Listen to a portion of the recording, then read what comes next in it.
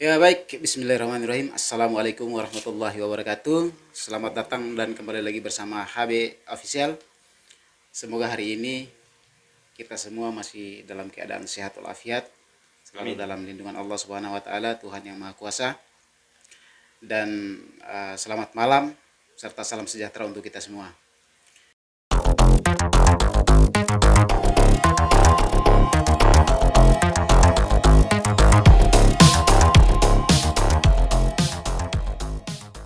Ya baik, hari ini ada kedatangan tamu spesial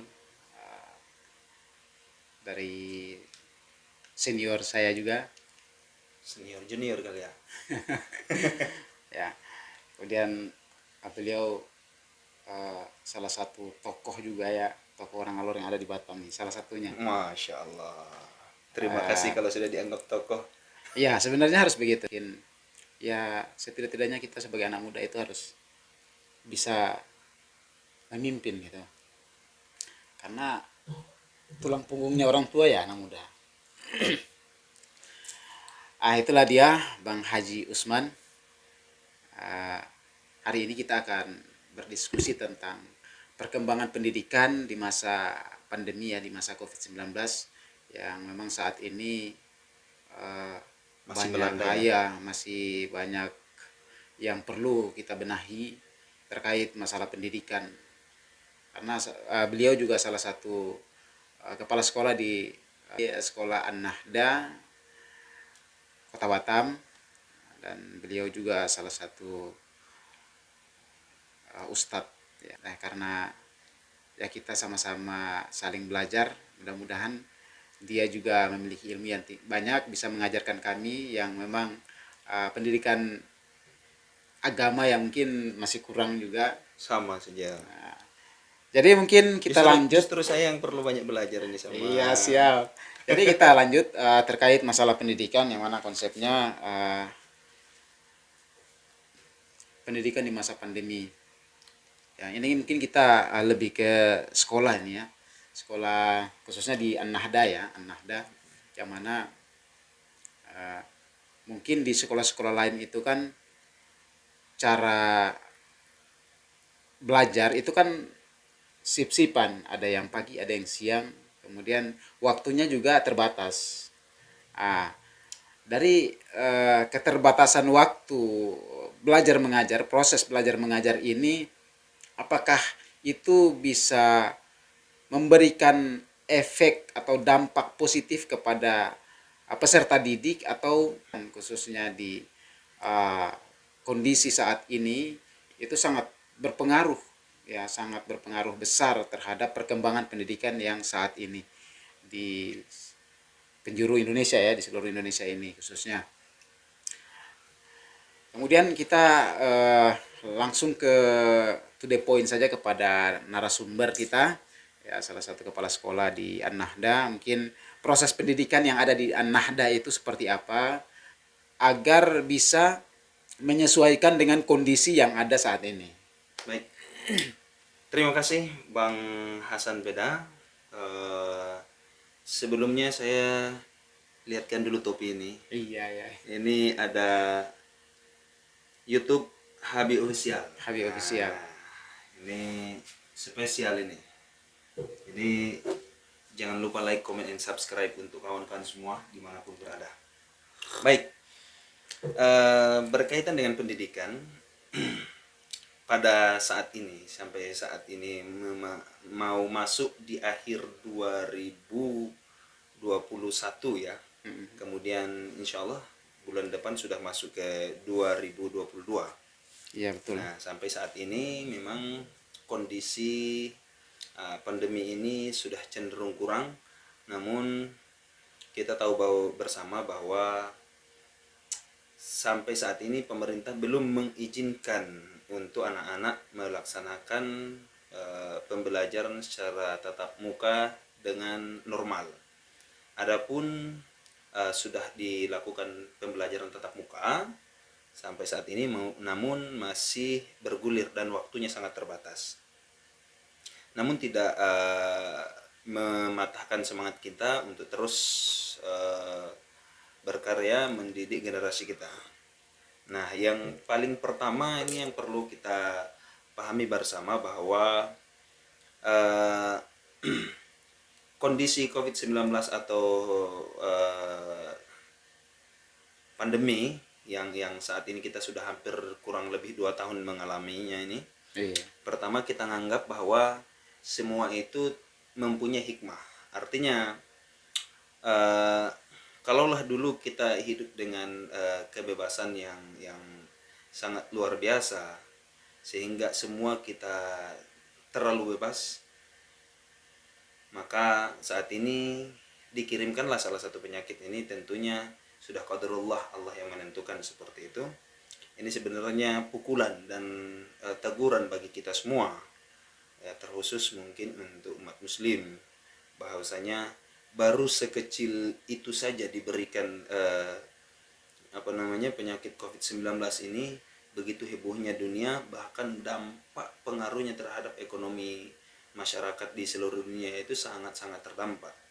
Bahkan banyak orang yang di PHK, banyak pengangguran, banyak perusahaan yang tutup dan sebagainya. Itu menunjukkan bahwa baru sekecil itu saja diberikan oleh Allah, kita sudah seperti itu. Nah, maka semua ini berkaitan dengan pendidikan. Namun memang sangat berpengaruh juga terhadap pendidikan generasi kita. Nah, terutama di bidang pembelajaran, khususnya di kurikulum K13 yang sebelumnya ditentukan harus sampai yaitu tuntas pembelajaran.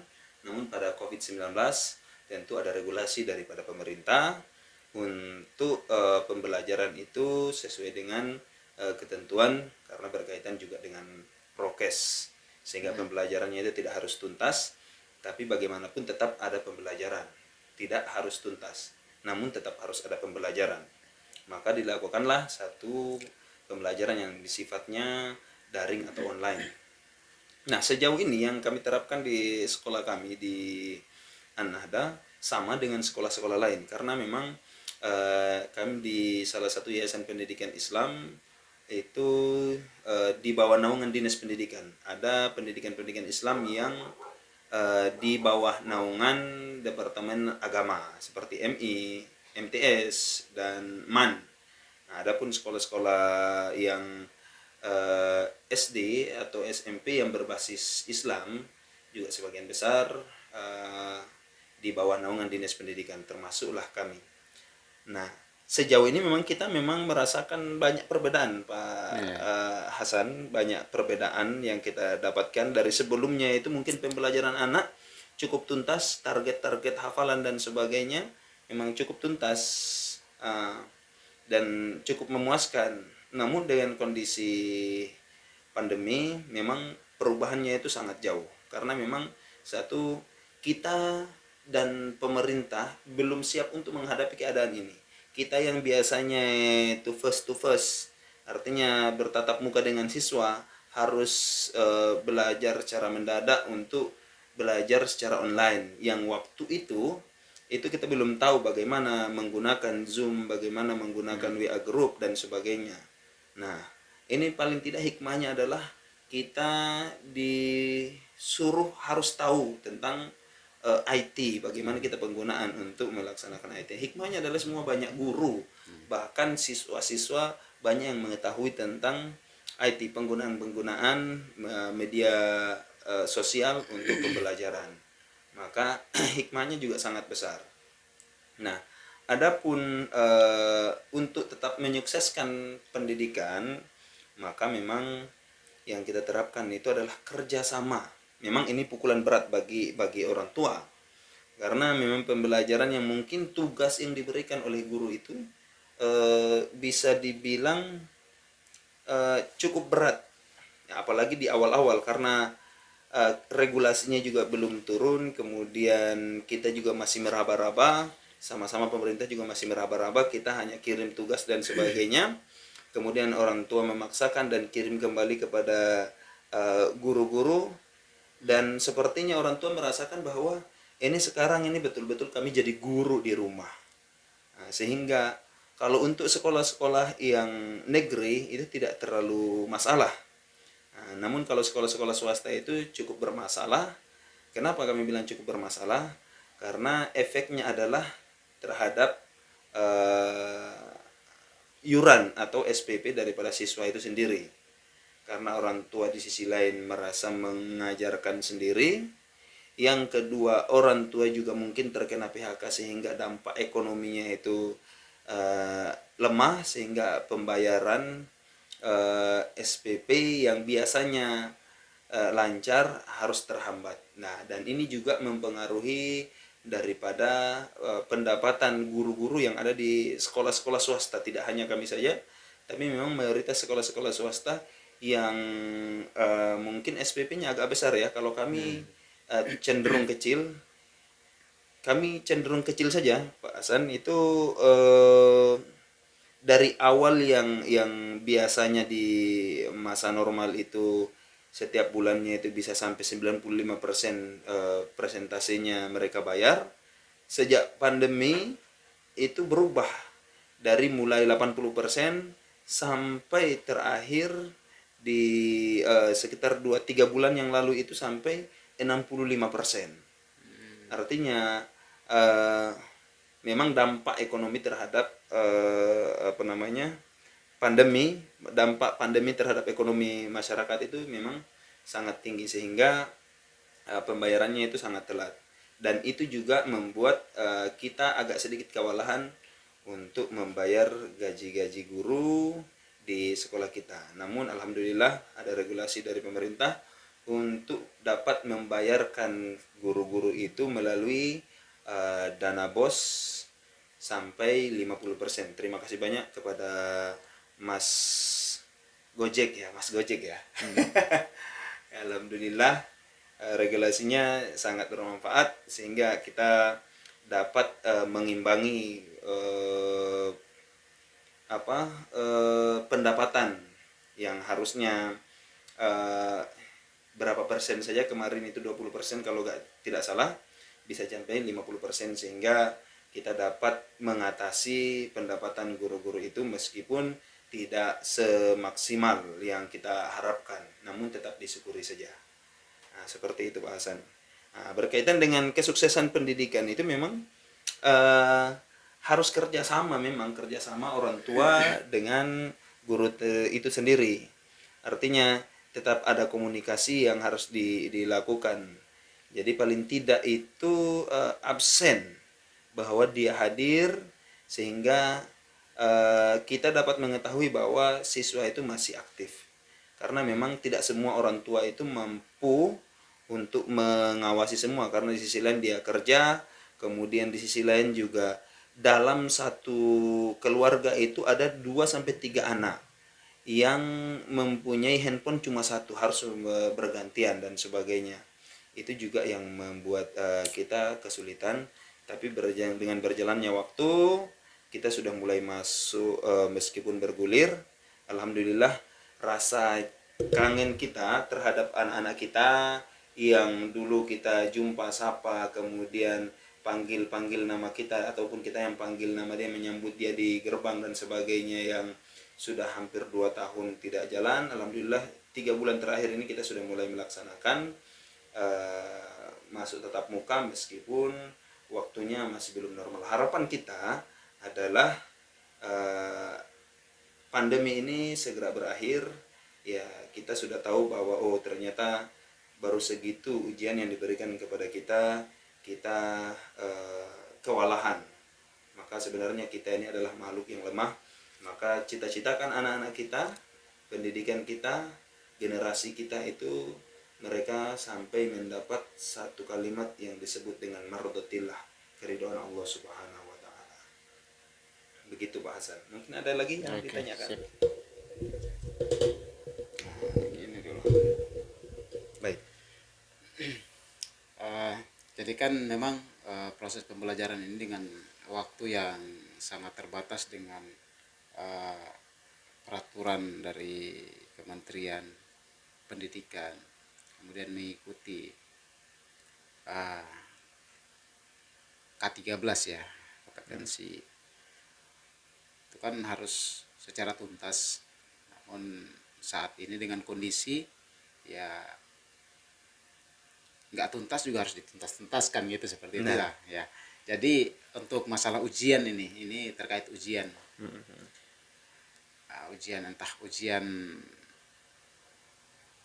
mingguan atau ujian ujian harian ya ujian atau harian, ujian semester ya, kemudian ujian akhir, itu apakah materi yang disampaikan itu yang diberikan kembali kepada peserta didik, ataukah materi atau soal pertanyaan itu dari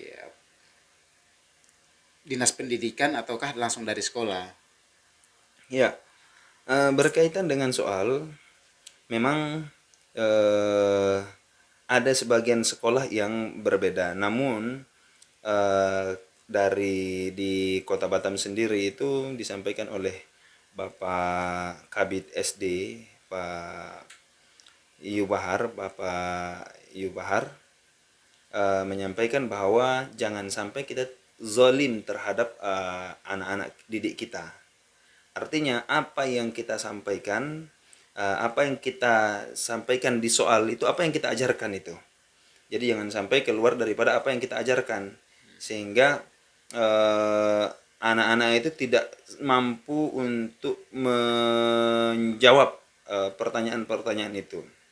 Karena memang kalaulah soal itu disusun oleh dinas pendidikan ataupun oleh KKG, itu tentunya berbeda dengan apa yang diajarkan di dalam sekolah tersebut. Meskipun secara garis besar itu ada kesamaan, tapi secara rinci dan secara tertuang itu akan berbeda. Maka kemarin disampaikan oleh Kabid SD Kota Batam itu untuk membuat soal itu, apa yang kita sampaikan di dalam kelas itulah yang kita berikan kepada anak-anak sehingga anak-anak dapat mampu menjawabnya.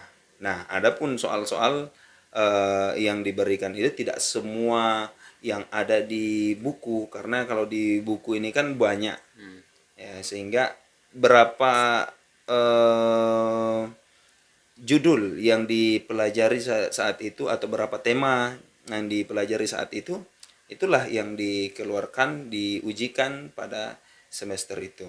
Nah, untuk mencapai hasil maksimal tidaknya itu memang kalaulah pada masa pandemi itu alhamdulillah anak-anak sangat-sangat luar biasa. Nilainya rata-rata 100 ya. Rata-rata 100, meskipun kita tahu bahwa kemampuan anak di sekolah itu kita tahu kemampuan anak yang biasanya cuma 70%, bahkan cuma 80%, bahkan di bawah daripada itu. Namun ketika pandemi anak-anak secara mendadak jadi pintar semua, soal semua benar. Itu Ternyata sorry, itu untuk soal semua benar itu eh, mengisi jawaban secara online atau sudah mulai tatap muka. ah ini karena pembelajarannya soalnya itu dikirim kepada orang tua, dikerjakan secara online, akhirnya anak-anak pada benar semua. Tapi begitu ada perubahan regulasi, kita suruh masuk meskipun bertahap, kemudian kita melakukan ujian baru kita lihat, Masya Allah, sangat luar biasa. Jadi memang agak sedikit lucu. Jadi memang ada wali murid tertentu yang ingin anaknya tetap melaksanakan ujian di rumah. Nah, ada yang memang Pengen di karena sekolah. memang ya di sekolah, ada yang memang di rumah itu alasannya satu belum siap karena masih takut pandemi, yang kedua balik kampung dan sebagainya. Namun setelah berjalan kemarin itu kita dapati bahwa ternyata anak-anak yang belajar di melaksanakan ujian di sekolah itu nilainya normal. Artinya rentangnya itu dari 60 sampai ke 90. Namun yang kerjakan di rumah itu dari 90 ke 100. Maka timbul pertanyaan, kok bisa? Maka jawabannya adalah bisa. Karena di sana yang ngawasin, bahkan yang ngerjakan bisa jadi kakaknya, guru lesnya, bahkan orang tuanya. Ataupun anak itu sendiri. Namun kami lebih menitik beratkan bahwa itu kemungkinan besar dibantu oleh orang lain, bukan anak tersebut.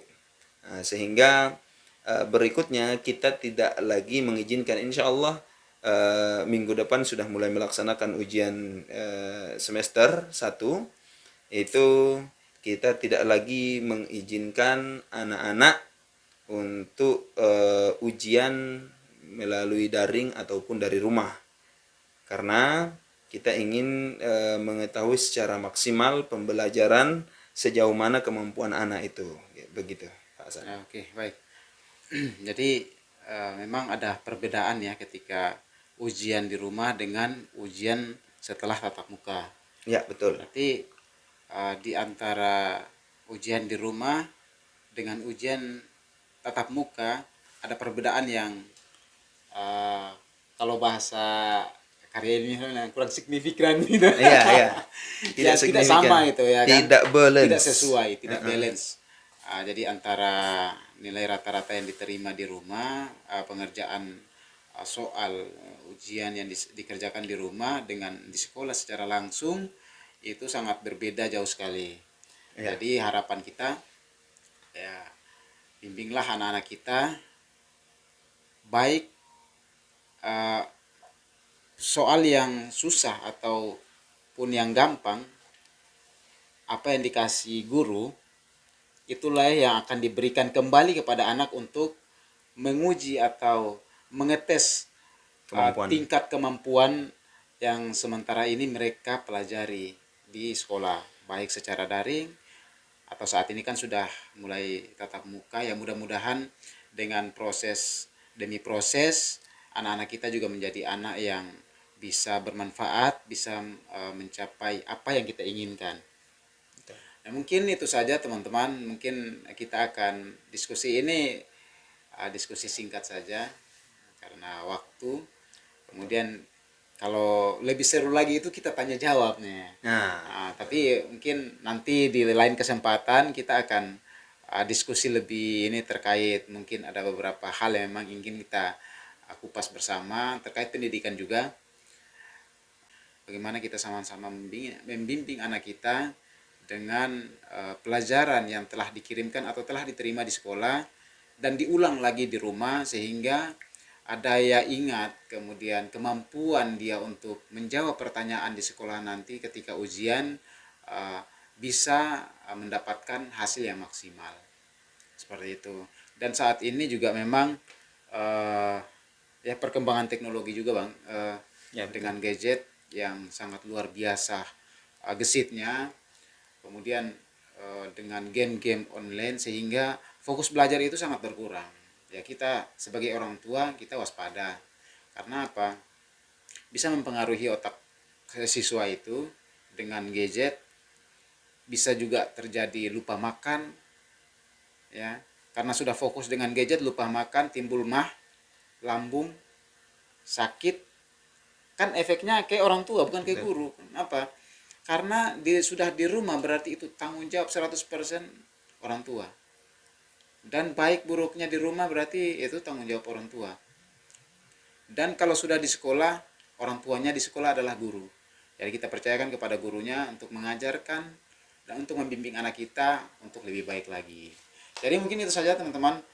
Jangan lupa like, subscribe, dan share sehingga apa yang telah disampaikan bisa bermanfaat untuk kita semua. Amin ya rabbal alamin.